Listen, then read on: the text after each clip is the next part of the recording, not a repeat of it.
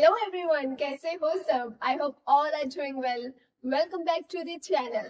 Dear friends, Code on Wages 2019 इसकी series को continue करते हुए आज के इस वीडियो में हम लोग डिस्कस करेंगे सेक्शन नंबर 41 से लेकर के सेक्शन नंबर 50।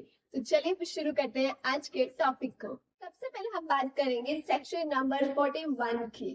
फ्रेंड्स, ये पिंकू है, इसके ऊपर ये कोड ऑन वेजेस एक्ट लागू होता है।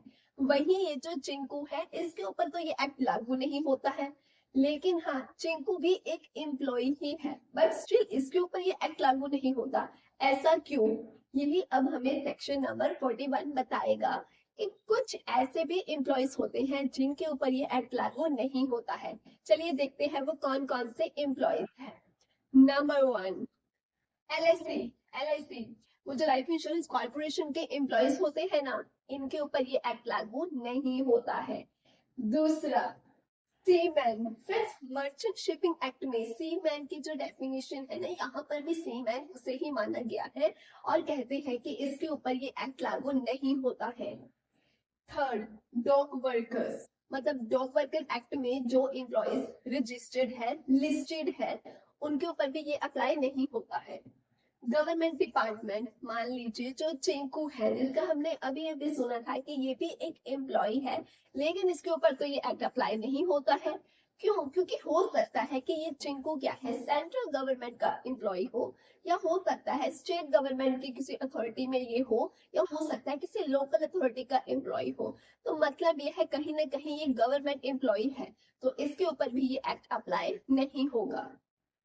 नेक्स्ट आ जाता है कुछ other institutions like Indian red cross society, universities हो गए, एजुकेशनल इंस्टीट्यूशंस हो गए, सोशल वेलफेयर इंस्टीट्यूशंस हो गए, इनके ऊपर भी ये एक्ट अप्लाई नहीं होता है। लेकिन जरा वेट करें, आपको याद आया कुछ? हमने तो पढ़ा था कि अगर कोई रिलीजियस या चैरिटेबल ट्रस्ट है, इंस्टीट्यूशन है, तो उनको हम पब्लिक कंपनी की तरह ही ट्रीट करते हैं। वो अपना डमी टैक्स कैलकुलेट करते हैं और फिर बोनस देते हैं।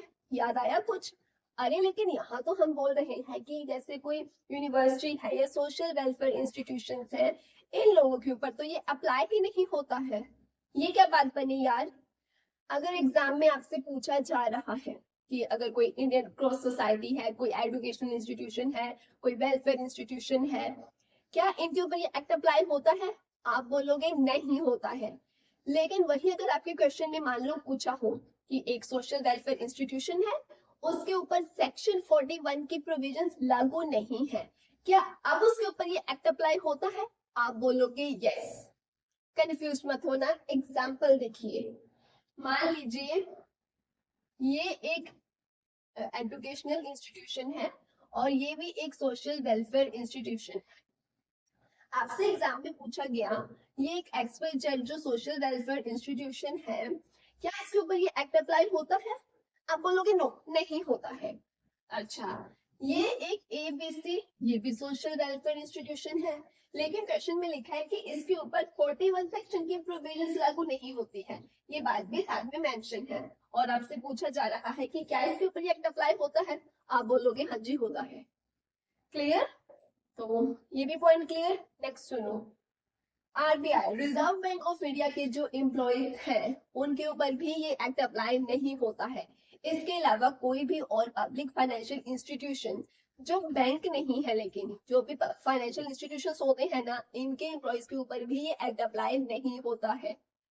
एक बात और, लेकिन अगर गवर्नमेंट चाहे तो नोटिफिकेशन दे करके इन्हें इस रूल से एग्जम्प्ट कर सकती है, लेकिन वो डिपेंड करता है कि इनका कैपिटल स्ट्रक्चर कितना है, या इनके ऑब्जेक्टिव्स क्या है, इनकी एक्टिविटीज क्या है, अदर रेलिवेंट फैक्टर्स, इन सबको ध्यान में रखकर ही गवर्नमेंट चाहे तो नोटिफिकेशन दे करके इन्हें एग्जम्प्ट कर सकती है इस रूल से। ये भी क्लियर। नेक्स्ट पॉइंट आ जाता है इनलैंड वाटर ट्रांसपोर्ट एस्टैब्लिशमेंट, इनके एम्प्लॉयज के ऊपर भी ये एक्ट लागू नहीं होगा। नेक्स्ट आ जाता है अदर एस्टैब्लिशमेंट, या सपोज करो एक ABC एस्टैब्लिशमेंट है, वो ऑलरेडी प्रॉफिट मेकिंग वाली ही एस्टैब्लिशमेंट है, लेकिन हम यहाँ पे जानते हैं कि जो प्रॉफिट अर्न करते हैं उन्हें तो बोनस देना पड़ता है, उनके ऊपर तो एक और वेजेस लगता है, राइट? लेकिन मैं आपको बोल रही हूँ ये जो ABC एस्टैब्लिशमेंट है ना, इसके ऊपर ये एक्ट लागू नहीं होता है। क्यों भाई, प्रॉफिट मेकिंग वाली पे तो होता है। नहीं होगा अगर गवर्नमेंट एग्जम्प्ट कर दे तो, अदरवाइज तो होता ही है। ठीक, वही इसका सबसेक्शन 2 क्या कहता है, मिनिमम लिमिट, एक एक्स वाई जेड कंपनी है, उसमें 10 एम्प्लॉयज है, एबीसी में 25 एम्प्लॉयज है, तो ये किसके ऊपर लागू होगा, एबीसी में। क्यों, क्योंकि उसमें 20 से ज्यादा एम्प्लॉयज काम करते हैं, तो ये बात भी याद रखना, उसी के ऊपर अप्लाई होगा, जिसमें मिनिमम कम से कम 20 एम्प्लॉयज काम करते होने चाहिए, उससे कम नहीं। सो आई होप आपको सेक्शन 41 क्लियर हो गया होगा। Now let's talk about section number 42। इस सेक्शन में पता क्या हो रहा है friends, central government and state government ये दोनों मिल करके ना एक एडवाइजरी बोर्ड बनाती है। एडवाइजरी से आप समझ गए होंगे कि ये लोगों को क्या है, इस बोर्ड से एडवाइस चाहिए, लेकिन किसके रिलेटेड यार, मिनिमम वेजेस के रिलेटेड, या वुमेन को एम्प्लॉयमेंट देनी है उसके रिलेटेड, या कोड ऑन वेजेस के रिलेटेड, जो अदर मैटर्स होते हैं उसके रिलेटेड एडवाइस लेने के लिए ये लोग बनाते हैं एडवाइजरी बोर्ड। सबसे पहले हम बात कर लेते हैं सेंट्रल गवर्नमेंट की। अब देखो यार, एक बोर्ड बनाया इन्होंने, तो उसमें लोग भी तो होंगे ना जो एडवाइस देंगे, वो कौन कौन होंगे। अगर मैं बात करूं सेंट्रल गवर्नमेंट की, तो फ्रेंड्स इसमें एक तो एम्प्लॉयर के रिप्रेजेंटेटिव होंगे, एम्प्लॉयज के भी रिप्रेजेंटेटिव होंगे, इन दोनों के अलावा, एम्प्लॉयर्स और एम्प्लॉयज के रिप्रेजेंटेटिव के अलावा अदर इंडिपेंडेंट मेंबर्स भी होंगे जो एम्प्लॉयर और एम्प्लॉयज से अलग ही है। ठीक, इंडिपेंडेंट पर्सन भी होंगे, लेकिन एक बात याद रखना, ये जो इंडिपेंडेंट पर्सन है ना, जितने बोर्ड में टोटल मेंबर्स हैं उसका सिर्फ 1/3 ही होंगे, उससे ज्यादा नहीं, ये भी क्लियर। और इसमें कहते स्टेट गवर्नमेंट के भी रिप्रेजेंटेटिव होंगे, लेकिन उसे अपॉइंट कौन करेगा, सेंट्रल गवर्नमेंट ही करेगी। तो ये तो थे फ्रेंड्स सेंट्रल गवर्नमेंट की बोर्ड का पूरा एक सिनेरियो कि इसमें कौन कौन लोग होंगे। आप लोग मेरे साथ बताओ कौन कौन होंगे, सबसे पहले बताओ। हाँ जी, एम्प्लॉयज के रिप्रेजेंटेटिव, सेकंड एम्प्लॉयज के रिप्रेजेंटेटिव, थर्ड इंडिपेंडेंट मेंबर्स। अच्छा, इंडिपेंडेंट मेंबर्स कितने होंगे, बिल्कुल ठीक, जितने टोटल मेंबर्स हैं उनका 1/3। और कौन से होंगे, हाँ जी, स्टेट गवर्नमेंट के रिप्रेजेंटेटिव्स, लेकिन जरा बताना इन्हें अपॉइंट कौन करेगा, यस, सेंट्रल गवर्नमेंट अपॉइंट करेगी। और इसमें पता क्या बताया गया है, जो वुमेन है ना, वुमेन भी कहते हैं 1/3 इसमें होंगी, 1/3 वुमेन भी इसकी मेंबर होंगी।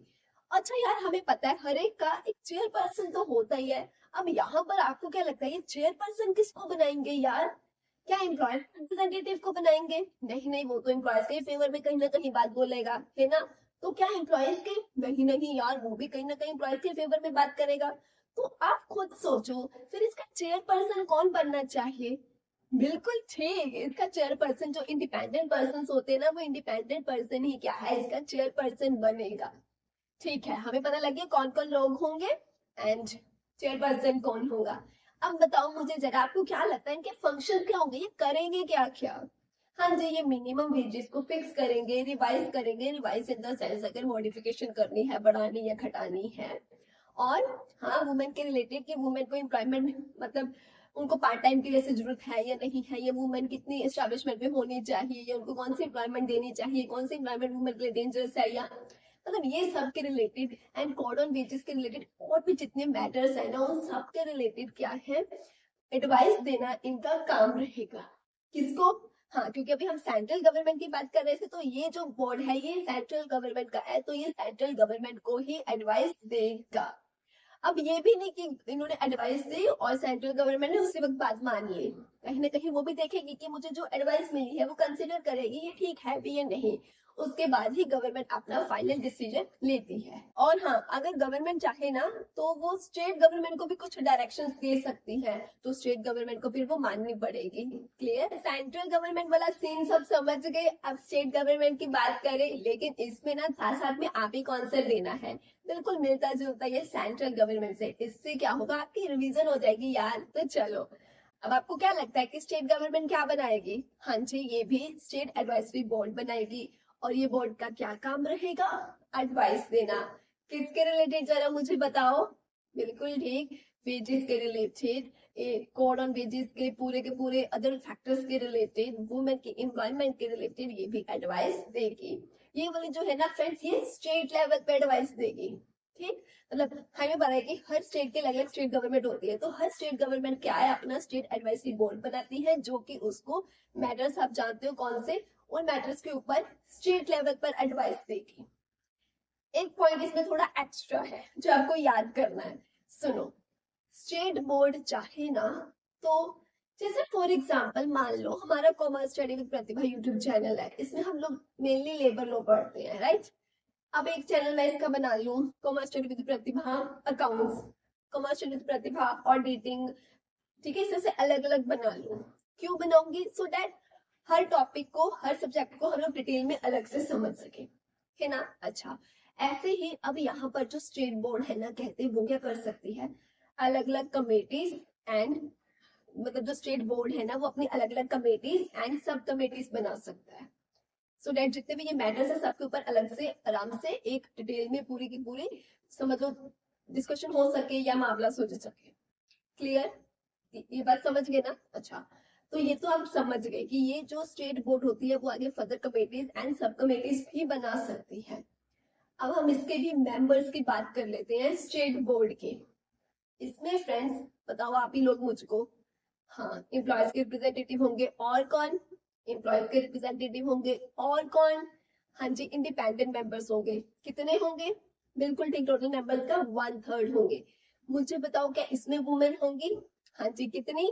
यस, 1/3। अब इसमें एक और पॉइंट है जो आपको ध्यान से समझना है, देखो, ये है फ्रेंड्स स्टेट गवर्नमेंट। ये कौन है? स्टेट गवर्नमेंट है। स्टेट गवर्नमेंट पता क्या करती है? चेयरमैन अपॉइंट करती है। किसका? स्टेट बोर्ड का। याद रखना, स्टेट गवर्नमेंट स्टेट बोर्ड का चेयरपर्सन अपॉइंट करेगी, स्टेट बोर्ड अपॉइंट करेगा कमेटीज और सब कमेटीज का चेयरपर्सन अपॉइंट। ये इस तरह से है हायरार्की, ठीक। स्टेट गवर्नमेंट स्टेट बोर्ड के लिए चेयरपर्सन अपॉइंट करेगी और स्टेट बोर्ड कमेटीज एंड सब कमेटीज के लिए चेयरपर्सन अपॉइंट करेगी। यहाँ तक सबको समझ में आ गया? अच्छा, अब इसके नेक्स्ट पॉइंट की बात करते हैं। एज वी नो कि स्टेट एडवाइजरी बोर्ड क्या है, वुमेन के एम्प्लॉयमेंट के रिलेटेड भी एडवाइस देता है। ये लोग वुमेन के रिलेटेड मतलब एडवाइस देते हैं उसके एम्प्लॉयमेंट के रिलेटेड, राइट। अब मान लो मैं स्टेट एडवाइजरी बोर्ड हूँ, मुझे बोला गया है कि ये एक पर्टिकुलर वर्क है, आप हमें इसके ऊपर एडवाइस दीजिए, वुमेन के लिए ये सही रहेगा या नहीं। अब मैं ये क्या करूंगी, पूरा कंसिडर करूंगी। जब मतलब वुमेन के एम्प्लॉयमेंट के रिलेटेड एडवाइस देना है तो पूरा कंसिडर किया जाएगा कि ये जो एक पर्टिकुलर काम है इसका नेचर ऑफ वर्क कैसा है, कितने घंटे वुमेन को लगेंगे अगर वो ये काम करती है, तो वो कितने घंटे का उसका वो टाइम पीरियड होगा, ठीक। या फिर क्या ये काम उसके लिए सुटेबल है भी या नहीं, या फिर वुमेन जो है कितनी एम्प्लॉयड होगी, मतलब इस काम के लिए हमें 10 वुमेन, 20, 50, कितने वुमेन को इससे एम्प्लॉयमेंट मिलेंगी, कितने वुमेन इस काम के लिए मतलब इस वर्क को में काम कर सकती है। तो ये सब चीजें ध्यान दी जाएंगी। लाइक वुमेन के लिए पार्ट टाइम सही रहेगा या नहीं रहेगा, वुमेन के लिए कौन सा काम है जो सुटेबल रहेगा या नहीं, या वुमेन को कितनी वेजेस मिलनी चाहिए, कितनी सैलरी मिलनी चाहिए, वुमेन का नेचर ऑफ वर्क कैसा होना चाहिए, वुमेन के लिए वर्किंग आवर्स कितने होने चाहिए। ये सब कुछ चीजें कंसिडर की जाएंगी जब कहते क्या है अपने वुमेन के एम्प्लॉयमेंट के रिलेटेड एडवाइस देनी है। क्लियर?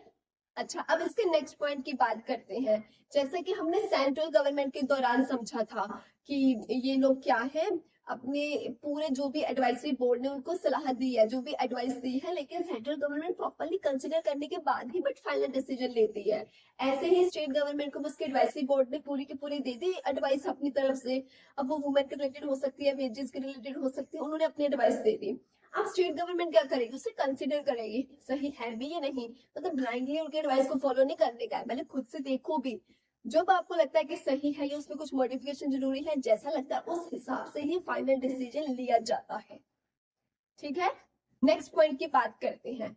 नेक्स्ट पॉइंट ना, आप इनके प्रोसीजर की बात करते हैं। देखो, चाहे सेंट्रल बोर्ड का सेंट्रल एडवाइजरी बोर्ड है या फिर स्टेट गवर्नमेंट की एडवाइजरी बोर्ड है या उसकी कमेटीज है, सब कमेटीज है, ये सब अपना काम करने के लिए जो भी प्रोसीजर फॉलो करना चाहते हैं ये खुद से कर सकते हैं, समझ गए। उसके अलावा जो लास्ट पॉइंट इस सेक्शन में बताया गया है, देखो, अब चाहे सेंट्रल गवर्नमेंट का कहते हैं एडवाइजरी बोर्ड है या फिर चाहे स्टेट गवर्नमेंट का एडवाइजरी बोर्ड है या उनकी कमेटी है या सब कमेटीज है, अब इनमें जो भी लोग काम करते हैं, जो भी मेंबर्स हैं, उनका टर्म ऑफ ऑफिस कितना होगा, ये जो बात है कहते हैं रूल में प्रिस्क्राइब करी गई है, तो उसके हिसाब से ही उनका टर्म ऑफ ऑफिस होगा। फॉर एग्जाम्पल जैसे बोल मान लो लिखा गया है कि इस कमेटी के ये जो मेंबर है ये सिर्फ 5 साल तक ही काम कर सकते हैं, तो डेट मीन सिर्फ 5 साल तक ही।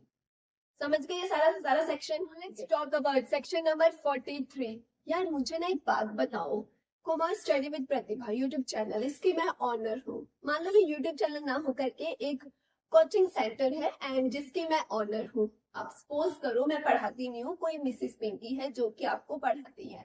आप लोगों ने फीस दी, लेकिन फीस देने के बाद पता चलता है वो जो मिसेस पिंकी है दरअसल वो आपकी क्लासेस ले ही नहीं रही है, आपको नोट्स प्रोवाइड कर ही नहीं रही है। तो आप पूछेंगे ना मिसेस पिंकी से, हाँ जी हमने फीस किस बात की दी है बताइए जरा, आप तो हमारी क्लास ही नहीं लेने आ रहे हो, रोज छुट्टी हो रही है, नोट्स भी नहीं दे रहे हो, ये सब क्या है?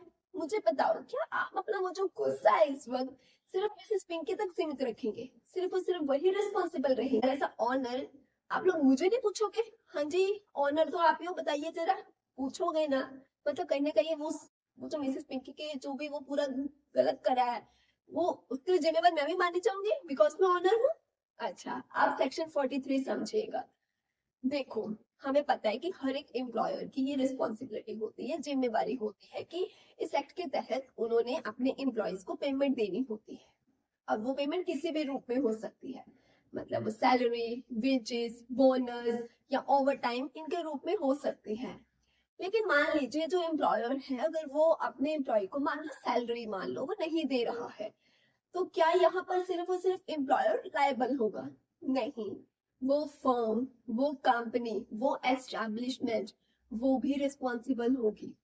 फॉर एग्जाम्पल मान लीजिए एक XYZ कंपनी, मान लीजिए चलो शॉप की बात करते हैं, आज एक XYZ शॉप है जिसका ऑनर है पिंकू एंड होता ये है कि वो जो उसका मैनेजर है ना पिंकू का, वो अपने जो उसने और एम्प्लॉयज रखे हुए थे उसको क्या है वो देता ही नहीं, एक मंथ से सैलरी दी ही नहीं थी। अब मुझे बताइए वो जो एम्प्लॉयज है क्या वो सिर्फ और सिर्फ मैनेजर टोमू को ही बोलेंगे? क्या सिर्फ और सिर्फ यहाँ पर टोमू ही लायबल होगा? नहीं, पिंकू भी लायबल होगा। तो कहने का मतलब ये है कि अगर आपने एम्प्लॉयर ने पेमेंट नहीं दी तो सिर्फ एम्प्लॉयर जिम्मेवार नहीं है, उस कंपनी या उस फर्म या उस एस्टैब्लिशमेंट का जो भी ऑनर है, जो भी मैनेजर है, जो भी रिस्पॉन्सिबल पर्सन है, सबके सब लायबल होंगे। क्लियर? अगर मैं बात करूं यहाँ पे फर्म की, तो पार्टनरशिप एक्ट 1932 के तहत जो फर्म है ना यहाँ भी उसका मीनिंग वही है।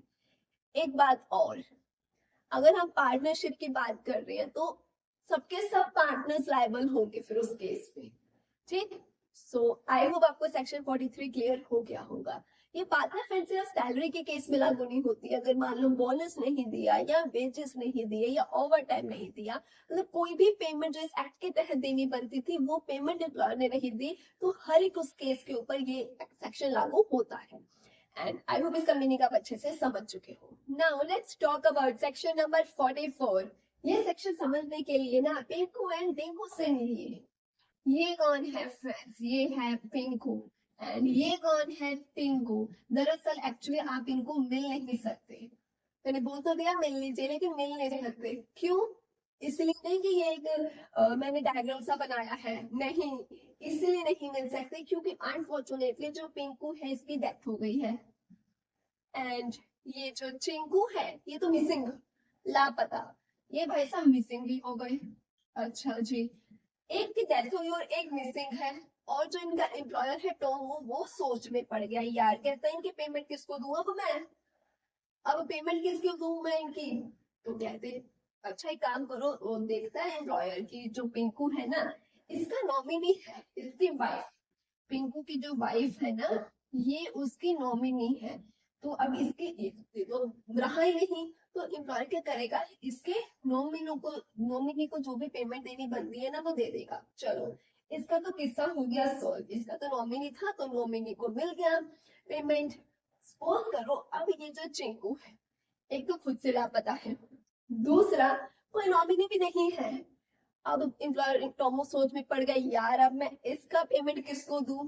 तो फिर उसको पता चला एम्प्लॉयर को कि अच्छा मैं ऐसा कर सकता हूँ, गवर्नमेंट ने जो प्रिस्क्राइब अथॉरिटी दी है ना, मतलब जो भी अथॉरिटी को प्रिस्क्राइब करा है, मान लीजिए ये वो अथॉरिटी है, तो वो क्या करेगा एम्प्लॉयर इसकी पेमेंट उस प्रिस्क्राइब अथॉरिटी को डिपॉजिट कर देगा। अब ये अथॉरिटी देखेगी कि कौन राइट पर्सन है जिसको फिर इसका पेमेंट दिया जाए। समझ गए? अच्छा, लेकिन कहानी में एक छोटा सा ट्विस्ट है। मान लीजिए फ्रेंड्स, जरा मान लीजिए ये जो अथॉरिटी है ये थोड़ी यार लकड़ है, भूल गई कि इसका पेमेंट मुझे डिपॉजिट कराया था एम्प्लॉयर ने और मुझे फर्दर अब अपनी जिम्मेवारी संभालनी थी, एक राइट पर्सन ढूंढना था जिसको वो पेमेंट देनी थी, लेकिन हम तो बादाम दिखा दे भूल गए। तो फिर अब यार मतलब पेमेंट मिली ही नहीं किसी सही बंदे को। यहाँ क्या होगा? कौन जिम्मेवार होगा? आपको क्या लगता है? क्या वो एम्प्लॉयर टोमो जिम्मेवार है या फिर ये अथॉरिटी जिम्मेवार है? फ्रेंड्स, यहाँ पर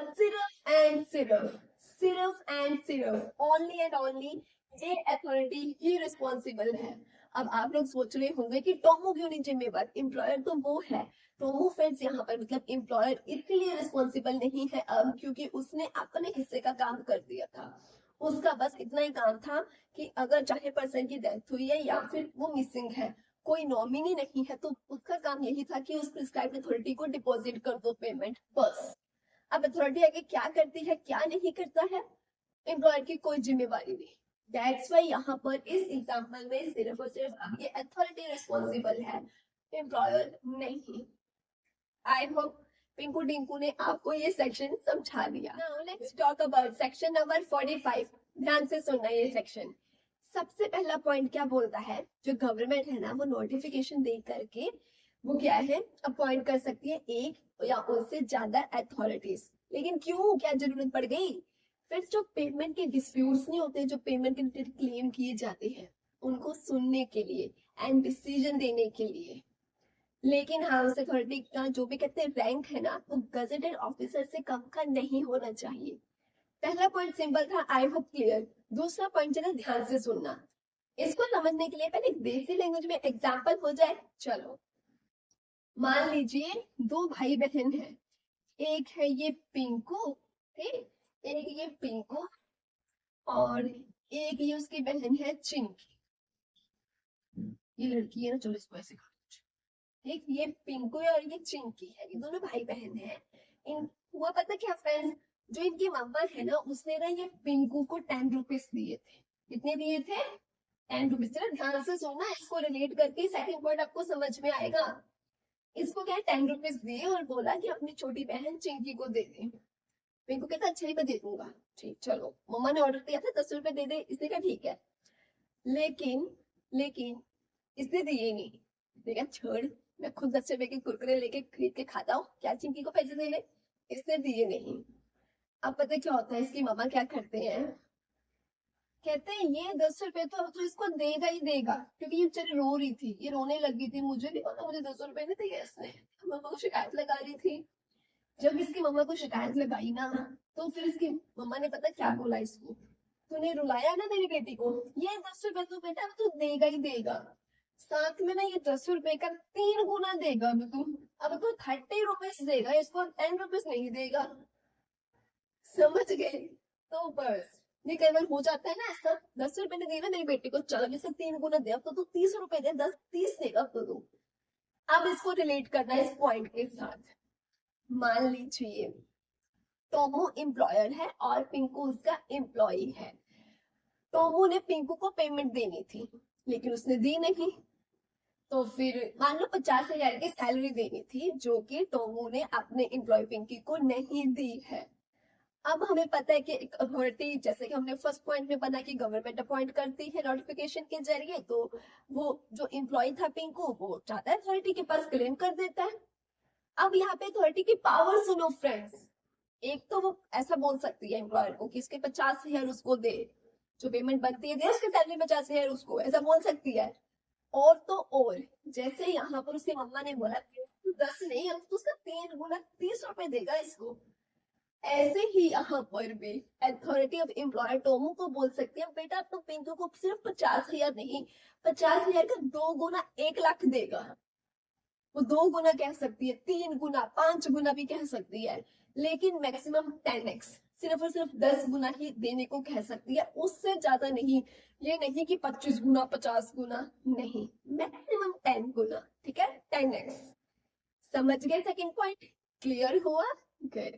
अब इसका थर्ड पॉइंट समझते हैं। देखो फ्रेंड, सेकंड पॉइंट में जैसा कि हमने देखा, अथॉरिटी ने एम्प्लॉयर को ये ऑर्डर दिया कि तुम क्लेम भी दोगे 50,000 का, प्लस एक्स्ट्रा कंपनसेशन भी दोगे 2x, मतलब 1 लाख, राइट? अच्छा, क्लेम प्लस कंपनसेशन दोनों देने का ऑर्डर दिया गया था, जो कि हमने सेकंड पॉइंट में समझा।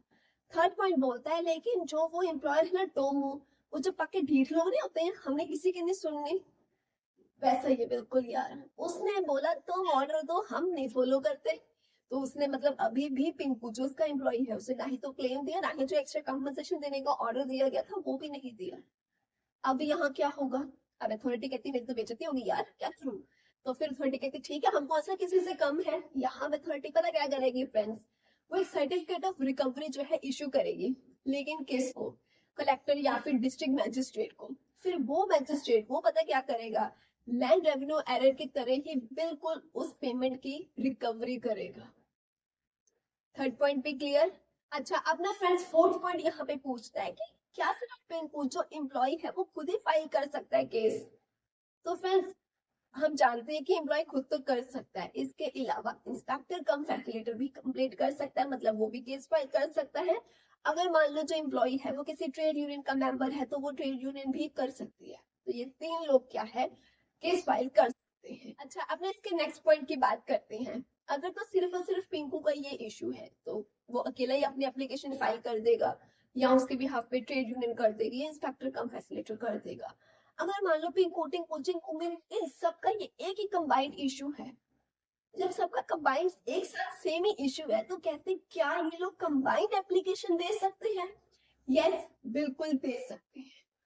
समझ गए ये पॉइंट भी?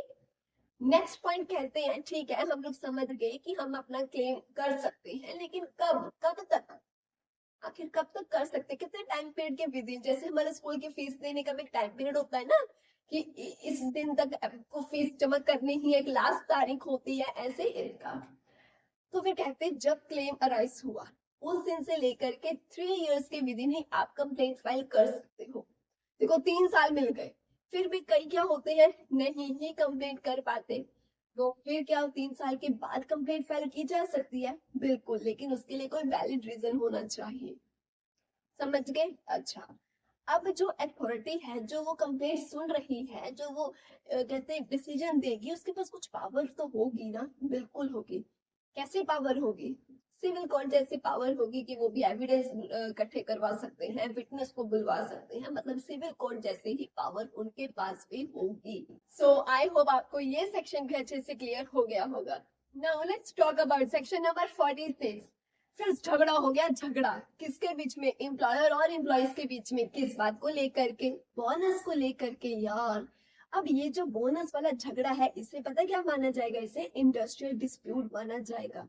अगर इसे इंडस्ट्रियल डिस्प्यूट माना जा रहा है, तो यार इसका फिर वो निवारण जो कहते हैं, सोल्यूशन जो कहते हैं, वो कहाँ से निकल के आएगा? हाँ जी, इंडस्ट्रियल डिस्प्यूट एक्ट से ही आएगा। याद रखना, जब एम्प्लॉय और एम्प्लॉयर्स के बीच में बोनस को लेकर के झगड़ा हो रहा है ना, डिस्प्यूट होता है, तो इसको इंडस्ट्रियल डिस्प्यूट एक्ट ही माना जाता है। मतलब ये इंडस्ट्रियल डिस्प्यूट माना जाता है और इसको इंडस्ट्रियल डिस्प्यूट एक्ट में ही सॉल्व किया जाता है। आप सोच रहे होंगे ये पेमेंट ऑफ बोनस एक्ट के तहत क्यों नहीं? तो पेमेंट ऑफ बोनस एक्ट की भी अगर आपने सीरीज देखी हो तो आपको याद होगा, उसमें भी मैंने यही बताया था कि इसमें बोनस वाला जो ये झगड़ा है, इसको एक इंडस्ट्रियल डिस्प्यूट मानते हुए ये इंडस्ट्रियल डिस्प्यूट एक्ट के तहत ही सॉल्व होता है। यहाँ पे ना झगड़ा दो तरीकों से होता है। पहला, एम्प्लॉयर बोलता है पिंकू को, ए तू लायबल ही नहीं है बोनस लेने के लिए, क्योंकि कहता तूने पूरे के पूरे दिन काम ही नहीं करा है। जब तूने काम ही नहीं करा तो बोनस का ही का?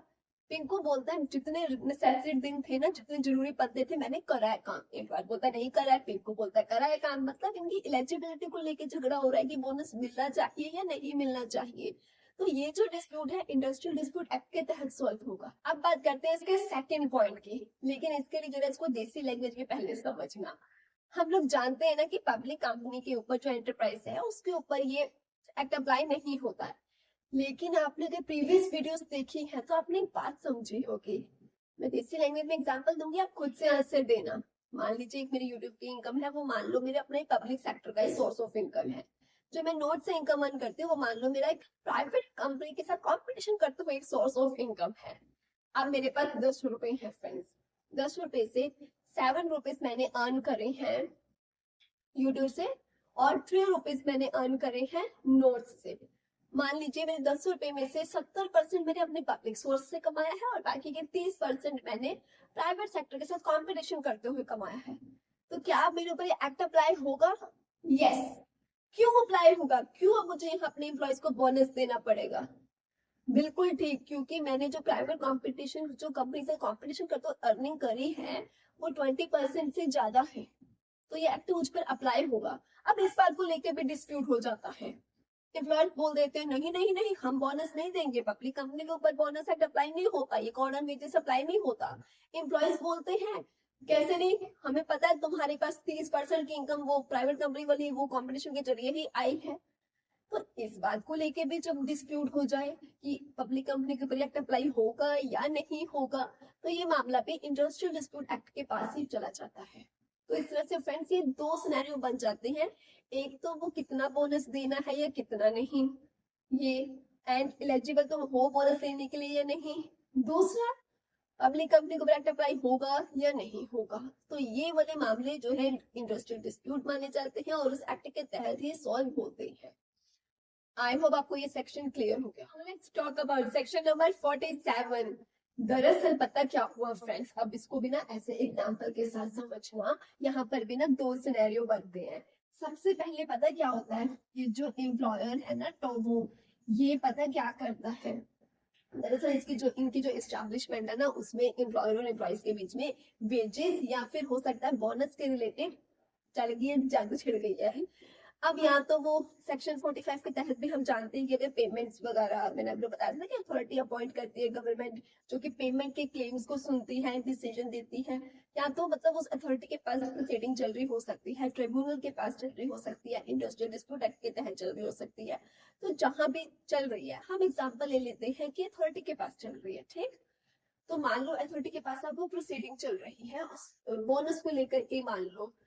तो अब नो डाउट हमें पता है इसको अपनी जो बैलेंस शीट है, जो इसका प्रॉफिट एंड लॉस अकाउंट है, सिंपल लैंग्वेज में बोलो तो जो इनके फाइनेंशियल स्टेटमेंट है, जो इनके अकाउंट्स है, ठीक। अभी अपने अकाउंट्स को क्या है, इसने प्रॉपरली जो ऑडिटर होता है ना उससे ऑडिट करवा रखे हैं, और फिर क्या होता है वो ऑडिटेड अकाउंट से ये उस अथॉरिटी के पास पेश कर देता है।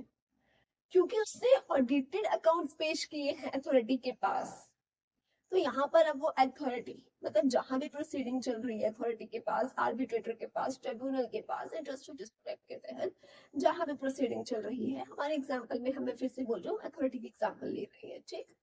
तो मान लीजिए वो जो प्रोसीडिंग है वो अथॉरिटी के पास चल रही है, तो अब एम्प्लॉयर टोबो ने अपने जो अकाउंट्स हैं वो ऑडिट किए हुए अकाउंट्स उनके सामने पेश किए हैं। तो देसी लैंग्वेज में एग्जांपल लेते हैं आपको और क्लियर हो, सो दैट आपको कंफ्यूजन ना रहे। मान लो मैं हूँ एम्प्लॉयर, आप हो अथॉरिटी जिसके पास ये प्रोसीडिंग चल रही है, तो मैंने क्या करा, अपने एस्टैब्लिशमेंट के ऑडिट किए हुए अकाउंट्स आपके सामने रख दिए, लीजिए देखिए अकाउंट्स। अब आपको पता है कि ऑडिट किए हुए अकाउंट्स आए हैं, आप ना अब अलग से कोई एफिडेविट या कोई अलग से सबूत नहीं मांगेंगे। अब आप यही मान करके चलेंगे कि इसमें दी हुई सारी इंफॉर्मेशन एकदम एक्यूरेट है। क्यों? क्योंकि वो ऑडिटेड अकाउंट्स है। लेकिन मान लो अगर आपको लगे नहीं यार दाल में कुछ तो काला है, कुछ तो गड़बड़ है, फिर आप क्लैरिफिकेशन के लिए बोल सकते हो अदरवाइज आप यही मान करके चलोगे क्योंकि अकाउंट्स ऑडिटेड है, दैट मींस इसमें जो भी इंफॉर्मेशन है वो सब सही है, एक्यूरेट है, ठीक। पहला पॉइंट क्लियर हुआ। अब दूसरे पॉइंट की बात करते हैं। अब मैं जरा बन जाती हूँ पिंकू, जो कि एक एम्प्लॉय है। दरअसल यहाँ पे एक एम्प्लॉय की बात नहीं है, बहुत सारे एम्प्लॉयज हैं जिनके बीच में जिनको लगता है कि हमें कम बोनस दे रहे हैं, कंपनी को प्रॉफिट ज्यादा हुआ है लेकिन ये हमें कम प्रॉफिट दे रहे हैं। तो मान लीजिए मैं ट्रेड यूनियन का मेंबर हूँ एंड आप लोग तो हो ही अथॉरिटी है ना।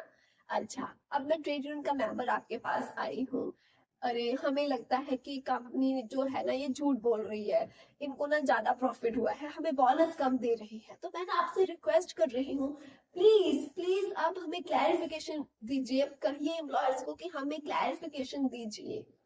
अब आप लोग अथॉरिटी जरा अपने आपको इमेजिन करो, अब आप लोगों को मैंने रिक्वेस्ट करी है, आप लोग सोच रहे हैं इसकी रिक्वेस्ट सही है या नहीं है।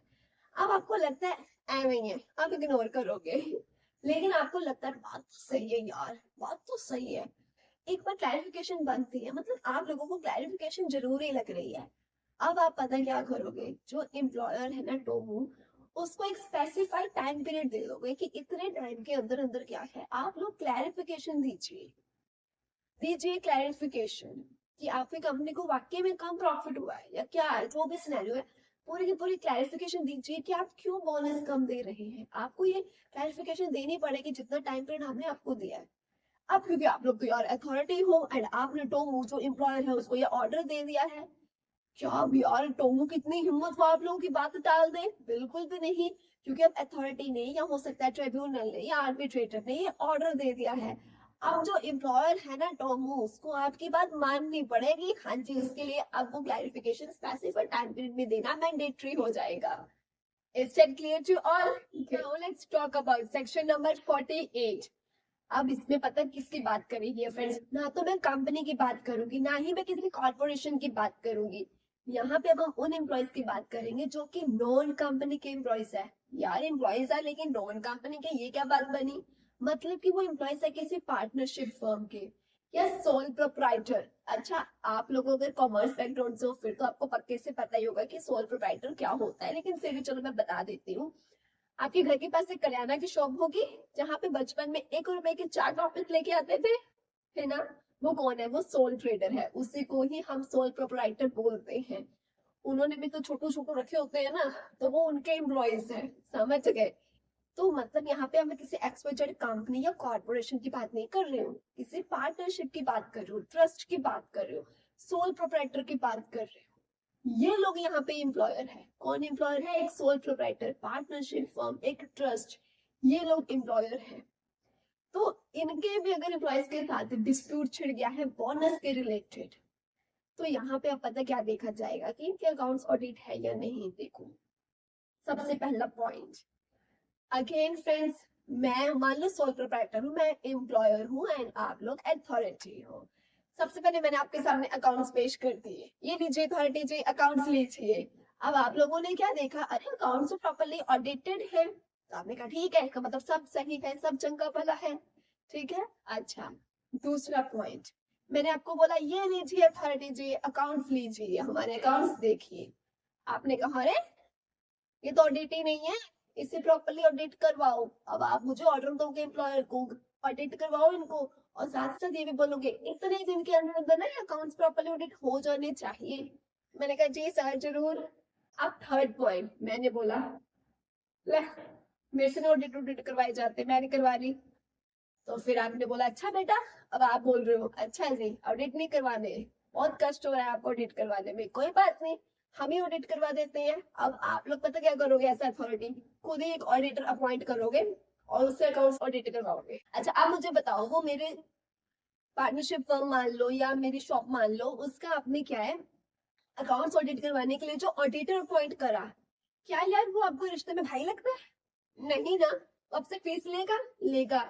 आप लोग मेरे बदले में फीस दोगे, क्यों ही दोगे ना। तो आप क्या करोगे, आपने मेरे को बोला, एम्प्लॉयर को बोला कि ठीक है जिससे अकाउंट्स ऑडिट नहीं करवाए जाते, हम ऑडिटर अपॉइंट करा के ऑडिट करवाते हैं, लेकिन वो जो भी खर्चा है ना वो मुझे ही बेयर करना पड़ेगा। आप बोलोगे कि ठीक है हमने ऑडिटर अपॉइंट करवा दिया है, लेकिन वो जो भी अब खर्चा है ना वो तुम ही भरो, ये आप मुझे ऑर्डर दे रहे हो। मतलब यहाँ पे अथॉरिटी एम्प्लॉयर को बोलेगी कि जो भी अभी ऑडिटिंग करवाने का खर्चा आया सब तुम्हारे ही जेब से पैसा निकलेगा। लेकिन मान लो मैंने कहा कि नहीं दूंगी पैसा, क्या कर लोगे? तो आपने बोला ठीक है बेटा, लैंड ऑफ रेवेन्यू एरर का नाम सुना है? मैंने कहा सुना है। कहते बेटा बस उसी तरीके से तुमसे रिकवरी होगी। मैंने कहा ओ, दे देती हूँ पैसा। समझ गए? क्लियर हो गया फ्रेंड्स? तो सबसे पहला पॉइंट क्या था, जल्दी से क्विक रिवीजन करो। सबसे पहला पॉइंट क्या था, यहाँ पे हम कंपनी और कॉर्पोरेशन की बात नहीं कर रहे हैं, किसकी बात हो रही है? नॉन कंपनी एम्प्लॉयर की, एक पार्टनरशिप सोल प्रोप्राइटरशिप इनकी, ठीक। दूसरा पॉइंट, अगर अकाउंट पेश करे ऑडिट है तो आप क्या मानोगे कि सब एक्यूरेट है। दूसरा पॉइंट, अगर आपको जो अकाउंट्स मिले हैं वो ऑडिट नहीं है तो आप क्या ऑर्डर दोगे? अच्छे अथॉरिटी ये ऑर्डर देगी कि इसे ऑडिट करवाओ और एक टाइम पीरियड दे देगी कि इतने टाइम के विद इन करवाओ। थर्ड पॉइंट, अगर मैंने एम्प्लॉयर ने फिर भी ऑडिट नहीं करवाई तो अब अथॉरिटी क्या करेगी? बिल्कुल ठीक, वो खुद से ऑडिटर अपॉइंट करेगी। फोर्थ पॉइंट, जो भी खर्चा आएगा फिर वो कौन उठाएगा? एम्प्लॉयर से ही आप वो खर्चा लोगे। फिफ्थ पॉइंट, अगर एम्प्लॉयर ने वो खर्चा नहीं दिया तो बिल्कुल ठीक, आप उसको लैंड रेवेन्यू की तरह ही उसके मतलब जैसे जमीन में वो पैसा रिकवर किया जाता है ना, वसूला जाता है, बिल्कुल वैसे ही आप रिकवर कर रहे हैं। ये सेक्शन क्लियर? गुड। तो 30 बन के मजा आया आपको?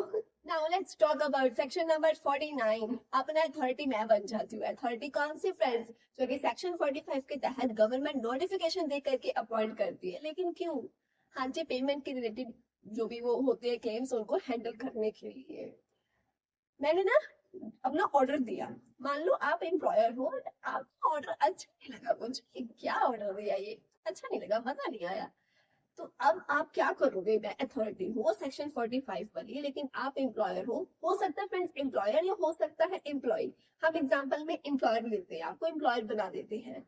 मान लीजिए आप एम्प्लॉयर हो और आपको मेरा वो ऑर्डर अच्छा लगा ही नहीं, सेक्शन 45 की अथॉरिटी का ऑर्डर आपको सही नहीं लगा, तो क्या आप कहीं और अपील कर सकते हो मेरे ऑर्डर के अगेंस्ट? हाँ जी, कहाँ? एपलेट अथॉरिटी के पास। कितने दिन के विद इन? मान लीजिए मैंने आज आपको ऑर्डर दिया है, आपको अच्छा नहीं लगा, अब आज से लेकर के 90 दिन के विद इन आप लोग दूसरी अथॉरिटी के पास जो है, हायर अथॉरिटी जो है, उसके पास अपील कर सकते हो।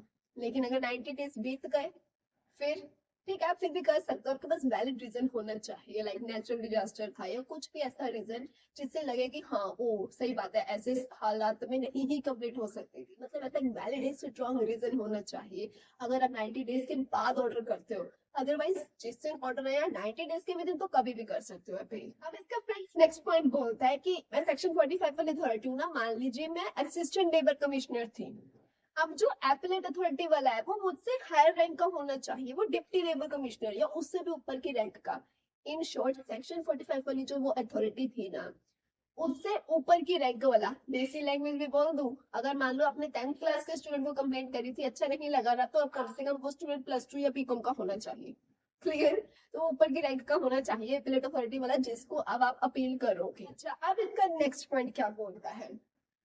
मैं एपलेट अथॉरिटी हूँ, तो मैंने आपको ऑर्डर दिया ऐसा एम्प्लॉयर कि आपको ये पेमेंट देनी ही पड़ेगी। दरअसल वो 45 सेक्शन में अथॉरिटी सही बोल रही थी, मैंने वो वही ऑर्डर दे दिया, देना ही पड़ेगी पेमेंट। अब आप अगर नहीं देनी हमको पेमेंट, क्योंकि मेरा भी फाइनल डिसीजन यही निकल करके आया है, एपलेट अथॉरिटी का भी मतलब, तो वो सेक्शन 45 वाली जो अथॉरिटी थी ना, अब वो फिर से रिकवरी, वो क्या करेंगे, वो रिकवरी सर्टिफिकेट इशू कर सकती है, और वो लैंड रेवेन्यू वाले के तरीके से ही फिर आपसे वो पैसे की रिकवरी होगी। I hope section 49 clear. Now let's talk about section number 50. आज की वीडियो का लास्ट सेक्शन हमारा, ये सबसे पहले ये बोलता है कि जो एम्प्लॉयर है उसकी ड्यूटी बनती है क्या, कि वो एक रजिस्टर मेंटेन करेगा। उसमें क्या ही होगा, आपकी क्लास टीचर क्या मेंटेन करती थी? आपकी अटेंडेंस का रिकॉर्ड। हाँ, यहाँ पर भी एम्प्लॉयर अपने एम्प्लॉयज की अटेंडेंस रिकॉर्ड रखेगा, उनका नेम क्या है, उनकी डिटेल्स क्या है, ठीक, और उनका वेजेस देने का क्या क्राइटेरिया रहता है, किस बेसिस पे उन्हें वेजेस मिलती हैं। लाइक आप जानते हो ना कि आपको डेली वेजेस पे भी मिलती है, वीकली पे भी मिलती है, तो इस तरह से ये सब भी, तो ये सारे के सारे रिकॉर्ड्स। इसके अलावा रूल में अगर कुछ और भी लिखा हुआ है, तो वो सब चीजें भी उस रजिस्टर में कहते क्या है, मेंटेन करके प्रॉपर्ली रखनी होती है। नेक्स्ट पॉइंट अब बात करते हैं, अपने स्कूल में सेक्शन को याद रखने के लिए अपने स्कूल के दिनों में पहुंच जाना है। स्कूल में सबसे पहले एक तो क्या होता था, टीचर होती थी, आपका रजिस्टर मेंटेन करती थी, उसमें आपका नेम, आपका फोन नंबर, आपकी अटेंडेंस रिकॉर्ड सब कुछ होता था। ऐसे ही इसके भी फर्स्ट पॉइंट में हमने क्या समझा कि रजिस्टर मेंटेन करना होता है, जिसमें एम्प्लॉयज की सारी डिटेल्स होती है। अच्छा, सेकेंड चीज क्या होती थी हमारे स्कूल में, नोटिस बोर्ड होता था, राइट, जिसमें कब कौन सी छुट्टी हो रही है, टाइम टेबल क्या है, ये सब कुछ होता था, क्लियरली दिखता था। वैसे ही यहाँ पे भी सेकंड पॉइंट क्या है कि एक नोटिस लगाना होता है, और ऐसी जगह पे जहाँ पे एम्प्लॉयज एकदम सही से दिखाई दे। उसमें क्या होगा, अब एम्प्लॉयज का एक तो सबसे पहले ये जो कोड हम पढ़ रहे हैं, कोड ऑन वेजेस, इसका एब्स्ट्रैक्ट, इसकी समरी। दूसरा, जो वेजेस देने हैं किस बेसिस पे देने हैं, जैसे मान लो अगर स्किल्ड वर्कर्स है तो उनको कितना, अनस्किल्ड है तो उनको कितना, डेली मिलनी है या वीकली मिलनी है, पेमेंट कब मिलनी है, मंथ के एंड में या स्टार्टिंग में, सब कुछ, मतलब सारी चीजें अच्छे से। और इंस्पेक्टर कम फैसिलिटेटर कौन होगा, उसका क्या एड्रेस है, क्या नेम है, ये सारे के सारे प्रॉपर डिटेल्स जो कि एम्प्लॉयज को, वर्कर्स को पता होनी जरूरी है, वो प्रॉपर एक नोटिस आप लगाओगे, और ऐसी जगह लगाओगे जहां पे उनको क्लियरली दिखे भी, उनका सीधा ध्यान जाए कि हाँ ये नोटिस लगा है, इसको देखने का है। सेकंड पॉइंट भी क्लियर। अच्छा, थर्ड पॉइंट, अच्छा पहले स्कूल में क्या था, रजिस्टर, अटेंडेंस लगी, फिर आपने नोटिस भी पढ़ लिया कि टाइम टेबल सारा पता चल गया कि कौन सा टीचर कौन सा लेक्चर लगाएगा, कौन एब्सेंट है, कौन किसकी जगह पे आ रहा है, सब पता चल जाता है हमें। अच्छा, तीसरी बात, उस स्कूल के हम फीस भी तो देते हैं यार। अब यहाँ पे तीसरा पॉइंट क्या आएगा, एम्प्लॉयज को वेजेस भी तो मिलनी है यार। आपको फीस के साथ स्लिप मिलती थी जिसमें सारी डिटेल होती थी, आपका नेम होता था, आपने कितनी फीस दी है, कब तक दी, सब कुछ। ऐसे ही तीसरा पॉइंट अब क्या आएगा, वेजेस की स्लिप देनी है। जब आप वेजेस में स्लिप दोगे उसमें उसके सारे जो भी डिटेल होती है उस स्लिप में मेंशन होती है।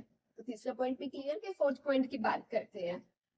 अगर ना एक एम्प्लॉयर है डोमेस्टिक पर्पज के लिए, एग्रीकल्चर पर्पज के लिए, उसके पास कहते 5 से कम ही एम्प्लॉइज है, तो फिर जो हमें अभी समझा था ना रजिस्टर मेंटेन करना है, नोटिस वाला या वेज स्लिप वाला, ये प्रोविजंस फिर लागू नहीं होती है।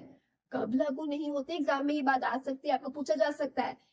ध्यान से सुनो कि कब कब ये वाली जो प्रोविजंस है अभी जो हमने समझी, रजिस्टर वाली, वेज स्लिप वाली या नोटिस वाली, ये लागू नहीं होती है। जब डोमेस्टिक पर्पस के लिए जो एम्प्लॉयर है उसके पास 5 या 5 से कम ही एम्प्लॉयज है तब लागू नहीं होती है। लेकिन अगर इंस्पेक्टर का फैसिलिटर प्रूफ मांगने आ जाए तो आप जैसे कैश बुक हो गया या कैश रिसिप्ट वगैरह हो गए, तो इस तरह से आप पेमेंट का प्रूफ दे सकते हो। अदरवाइज आपको एक प्रॉपर रजिस्टर मेंटेन करने की या वेज स्लिप देने की जरूरत नहीं होती है। लेकिन हर कोई कैश बुक वगैरह तो मेंटेन करता ही है ना, तो बस वो दिखा दो फिर, अगर इंस्पेक्टर ने कभी आपसे कोई प्रूफ मांगा तो। अदरवाइज ये जो प्रोविजन है वो लागू नहीं होंगे। अच्छा, लेकिन ये डोमेस्टिक पर्पस क्या, देखो हम लोग अंबानी जी के खानदान से तो है नहीं कि हमारे घर में 50 या 100 लोग काम करने के लिए होंगे, नहीं जी। हम मिडिल क्लास लोगों के घर पे ज्यादा से ज्यादा एक या दो, जैसे ज्यादा साफ सफाई करने वाले आंटी होंगे या बर्तन साफ करने वाले होंगे, या कोई हो सकता है किसी के घर में ड्राइवर हो या गार्डनर माली हो। मतलब एक या दो से ज्यादा तो किसी के घर में नहीं होते है ना। तो ये हो गया डोमेस्टिक पर्पज के लिए, जब हम कोई कुक रख ले या ड्राइवर रख ले या साफ सफाई करने के लिए किसी आंटी जी को रख ले, ये हो गया, समझ गए देसी भाषा में। हाँ, तो ये तो अब हम जैसे के घर में कहीं 5 से ज्यादा होने वाले हैं, तो हम लोगों के ऊपर ये 3 प्रोविजन लागू नहीं होती है। जल्दी से क्विक रिवीजन कर लो कौन कौन सी लागू नहीं होती है। हाँ जी, हमें इनका कोई रजिस्टर मेंटेन करने की जरूरत नहीं है। क्या करें 2 लोगों का रजिस्टर मेंटेन, या फिर हमें वेज स्लिप देने की जरूरत नहीं है। अब आप लोग ही सोचो, जब आप अपने घर की हाउस हेल्प को पेमेंट देते हो, उनकी सैलरी देते हो, स्लिप देते हो? नहीं, हमने क्या स्लिप देनी। तो कोई नोटिस लगा के रखते हो इतने बजे बर्तन साफ करने, इतने बजे झाड़ू लगाना है? नहीं। तो समझ गए ना। हाँ जी। लेकिन अगर मान लो कभी कोई प्रूफ मांगने आ जाए, इंस्पेक्टर कम फैसिलिटेटर, कि आप अपने घर के सर्वेंट को पैसे देते हैं या नहीं देते हैं, तो घर पे एक बजट तो सबकी होती है, तो उसमें लिखा ही होता है हमारे घर का बजट कि हमने इनको इतने दिन में ये सैलरी देनी है। तो बस वो दिखा दीजिए, देखिए हम देते हैं, हमने दी है। ठीक, मतलब कैश या कैश रिसिप्ट अपनी दिखा सकते हो। So I hope section 50 clear. I hope आपको आज का पूरा टॉपिक क्लियर। मिलते हैं अपकमिंग वीडियो में, तब तक के लिए bye, take care, happy learning.